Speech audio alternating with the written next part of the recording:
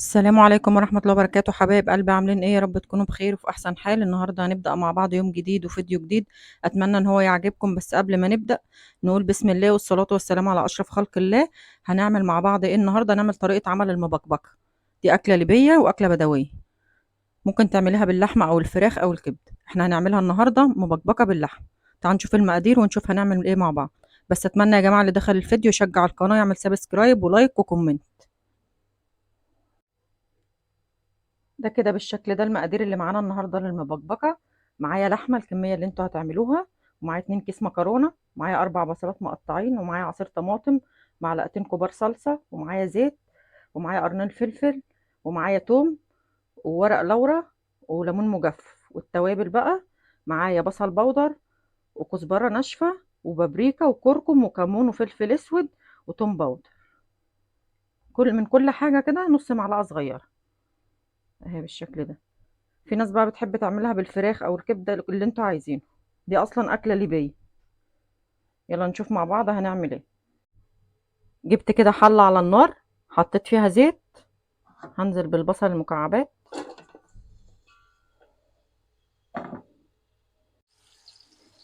هنا بس هدي البصله دقيقتين كده، ادبلها كده، مش هغير لونها ولا حاجه.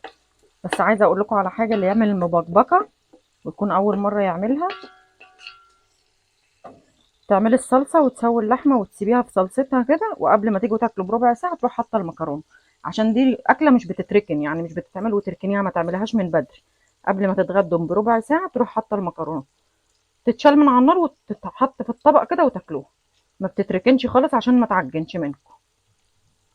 انا حبيت بس اعرفكم النقطه البسيطه دي. هحط كده اللحمه بالشكل ده.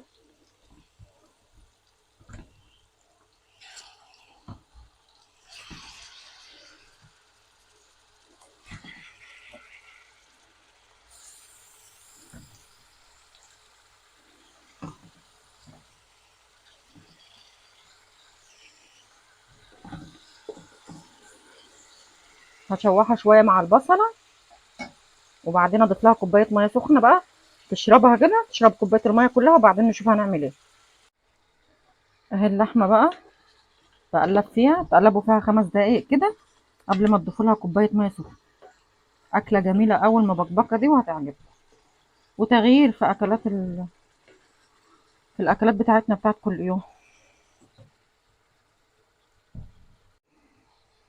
هضيف كده معلقه ثوم متقطعه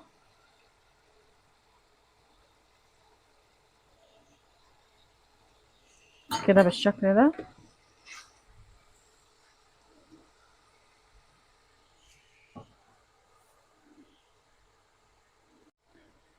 كده اللحمه بعد ما قلبتها حوالي 5 دقايق، حطيت لها معلقه الثوم، هضيف لها كوبايه ميه سخنه.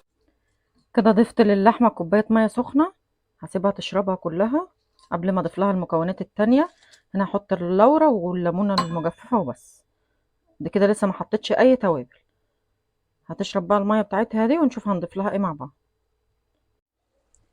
كده اهي اللحمه بعد ما شربت كوبايتين الميه اللي انا حطيتهم لها، انا عشان المصداقيه حطيت كوبايتين ميه سخنه، عشان برضو ما تحطيها في صلصه المكرونه تبقى داخله على سوا. واهم حاجه تاني، هعيد النقطه اللي انا اتكلمت فيها: تعملوا صلصه المكرونه وتسووا اللحمه، وقبل ما تيجوا تتغدوا بربع ساعه تحطوا المكرونه عشان ما تعجنش منكم، عشان احنا بنحط المكرونه نيه. دلوقتي هنضيف ايه؟ هنضيف التوابل: الفلفل الاسود، والكمون، والكزبره، والبابريكا، والثوم البودر، والبصل البودر بالشكل ده كده، ومعلقتين الصلصه. في ناس بتحط عليها عصير الطماطم على طول، ما بتسقيهاش كوبايتين ميه. كل واحد وراحته والطريقه اللي هو حابب يعملها بيها. دي اكله اصلا ليبيه، والبدو بيحبوا يعملوها على طول. بس اتمنى منكم يا جماعه ان اللي يدخل القناه يعمل سبسكرايب للقناه وشير للفيديو عشان القناه تكبر بيكم.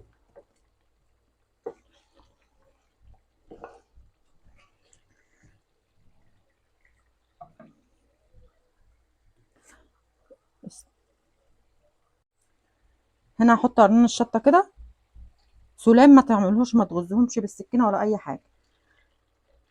حطينا عصير الطماطم، دي طماطم معصوره ومتصفيه اهي بالشكل ده.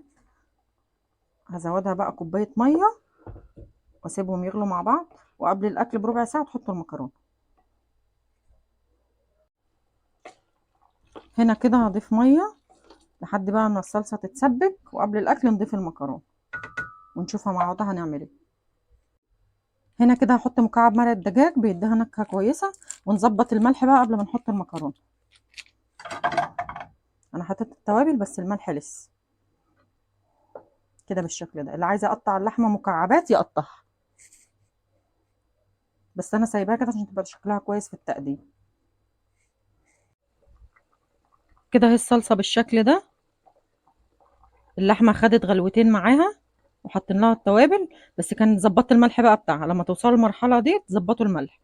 اهم حاجه لما تيجوا تعملوا المبكبكه توصلوا للخطوه دي وتسيبوها، وقبل الغدا بربع ساعه تروحوا حاطين عليها المكرونه عشان ما تعجنش منكم، لانها اصلا اكله لازم تتاكل وهي سخنه. اتمنى بس يا جماعه ان انتوا تشجعوني. هنشوف بقى هنعمل ايه مع بعض. انا ظبطت الملح. كده بقى في المرحله دي هحط المكرونه وهسيبها بقى لحد لما تستوي.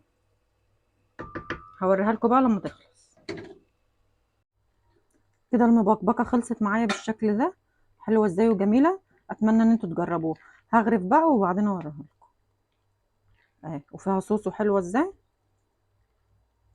اهي. اعملوها بالطريقه دي وهتعجبكم، بس اهم حاجه ما تحطوش المكرونه في الصلصه الا قبل الاكل بربع ساعه عشان ما تعجنش منكم، عشان احنا حاطين المكرونه نيه. خلصنا كده المبكبكه وغرفناها مع بعض. شايفين جميله ازاي، والصوص بتاعها حلو ومظبوط. اتمنى ان انتوا تجربوها بالطريقه دي اهي بالشكل ده، وسواها مظبوط وكويس. بس اهم حاجه تاني، هعيد النقطه دي تاني، تحطوا المكرونه في الصوص باللحمه ده قبل الاكل بشويه صغيره عشان ما تعجنش منكم. اتمنى ان الفيديو يكون عجبكم يا جماعه، واتمنى يدخل القناه يعمل سبسكرايب للقناه وشير للفيديو. مع السلامه.